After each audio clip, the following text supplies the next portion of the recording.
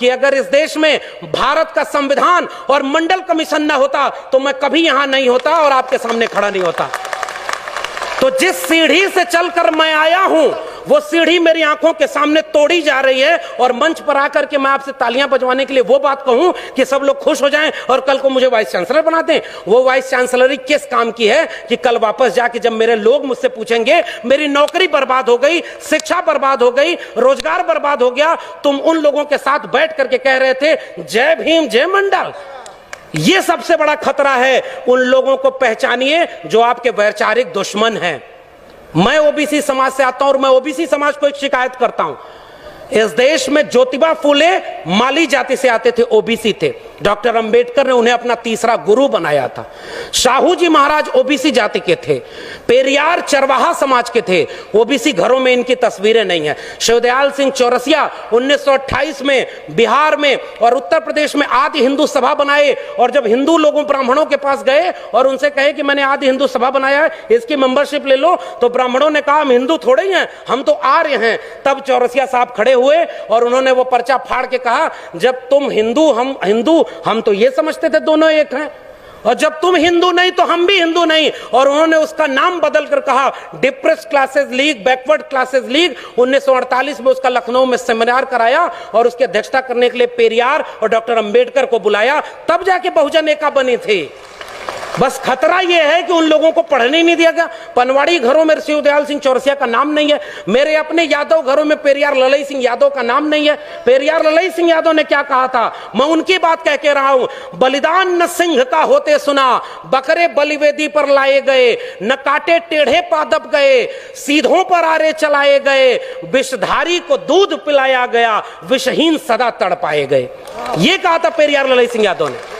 और जब त्रिवेणी संघ बना 1930 में बिहार में, और बाद में अर्जक संघ बना उत्तर प्रदेश में, इन दोनों का नारा क्या था, ब्राह्मणवाद की क्या पहचान, गिटपिट बोले करे न काम, और मानववाद की क्या पहचान, ब्राह्मण भंगी एक समान। जिसमें समता की चाह नहीं वह बढ़िया इंसान नहीं, समता बिना समाज नहीं, बिन समाज जनराज नहीं। जो जमीन को जोते बोए वो जमीन का मालिक होए, सबको शिक्षा सबको काम, वरना होगी नींद हराम। हमारे डॉक्टर लोहिया ने कहा 100 में पिछड़ा पावे 100 में 60, सन सोपा ने बांधी गांठ। तब उसको जगदेव बाबू रामस्वरूप वर्मा ने नारे को आगे बढ़ाया कि 100 में 90 शोषित हैं, शोषितों ने ललकारा है, धन धरती और राजपाट में 90 भाग हमारा है।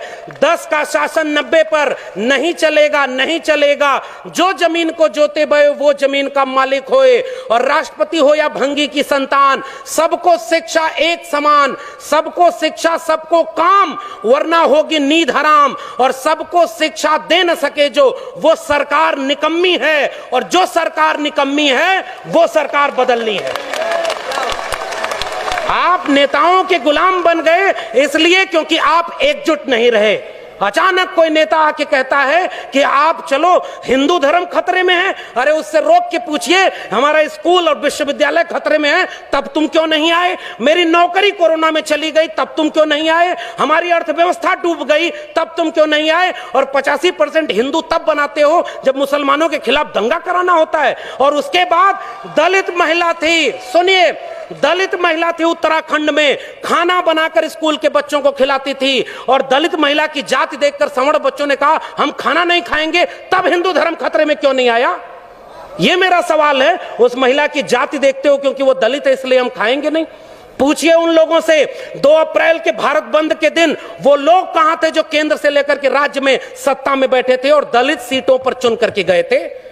पूछिए उन लोगों से 13 पॉइंट रोस्टर आया तो वो कहां थे? पूछिए उन लोगों से नई शिक्षा नीति के नाम पर जब सब बेचा जा रहा है, और आज आप कह रहे हो पाकिस्तान कब्रिस्तान।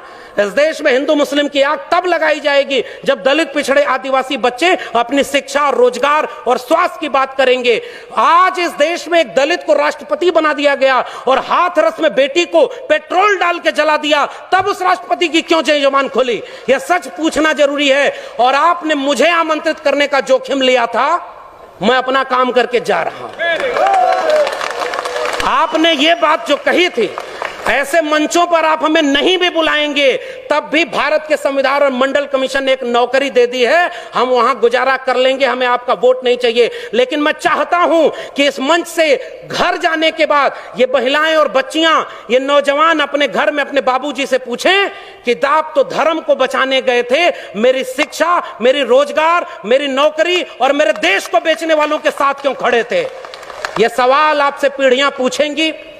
मैं जानता हूं कि मेरी बातों का कोई असर नहीं होगा, पता नहीं अगली बार आप बुलाएंगे भी कि नहीं बुलाएंगे। लेकिन मैं ये बात कह के जा रहा हूं, जंगल में आग लगी, चिड़िया पानी डाल रही थी और कुछ चिड़िया उस पेड़ से उड़ नहीं रही थी। कविता लिखी है कि आग लगी इस वृक्ष को, जलने लागे पात, उड़ते क्यों नहीं पक्षियों जब पंख तुम्हारे पास। उन पक्षियों का जवाब ध्यान से सुनिएगा, फल खाएं इस वृक्ष का, गंदे कीन्हे पात, धर्म हमारा यही है, जले इसी के साथ। आपके लोग आपको छोड़ करके जो चले गए अपनी सत्ता और कुर्सी के लिए, बाबा साहब के सबसे अच्छे वारिस, सबसे बड़े वारिस ने एक किताब लिखी है, उसको पढ़िएगा, चमचा युग।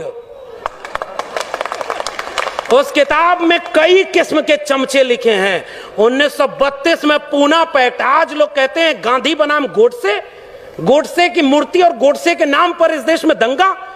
बाबा साहब ने कहा, और यह बात हमें समझनी चाहिए, अपने पुरखों का केवल नाम लेके फोटो पर माला चढ़ा रहे हैं, नौजवानों की पीढ़ी को समझाइए, नहीं तो कल को आज रामायण देख रहा है टीवी पर, कल राम मंदिर बनवाने चला जाएगा, आपका घर लुट जाएगा, वहां आप खड़े हैं। तब डॉक्टर अंबेडकर रोए थे, पूना पैक्ट जब करके आए। गांधी को 3 गोलियां मारी थी उन लोगों ने जो आज शासन कर रहे हैं। वो हमसे कहते हैं हमारे पुरखे ने गांधी की जान बचाई है, उन्होंने 3-3 गोलियां गांधी के सीने में मारी है, हम वो लोग हैं। और आखिरी बात कह के जा रहा हूं, इस देश में बहस चला रही है गांधी बनाम गोडसे, आप गांधी के साथ हैं कि गोडसे के साथ हैं? मैं कहता हूं गांधी बनाम गोडसे में हम गांधी की हत्या करने वाले नहीं, गांधी का जीवन बचाने वाले डॉक्टर अंबेडकर के साथ हैं। पेरियार ईवी रामास्वामी नायकर और गांधी की बहस में हम पेरियार के साथ हैं, भगत सिंह और गांधी की बहस में हम भगत सिंह के साथ हैं, हम डॉक्टर अंबेडकर और गांधी की बहस में गांधी की नहीं डॉक्टर अंबेडकर के साथ हैं, और गांधी और लोहिया की बहस में हम लोहिया के साथ हैं। ये हमारी विरासत है। आने वाली पीढ़ियां हमसे पूछेंगी, साहब कि जब देश लुट रहा था, आपके बच्चों का भविष्य बर्बाद किया जा रहा था, दंगाई बनाया जा रहा था, तब आप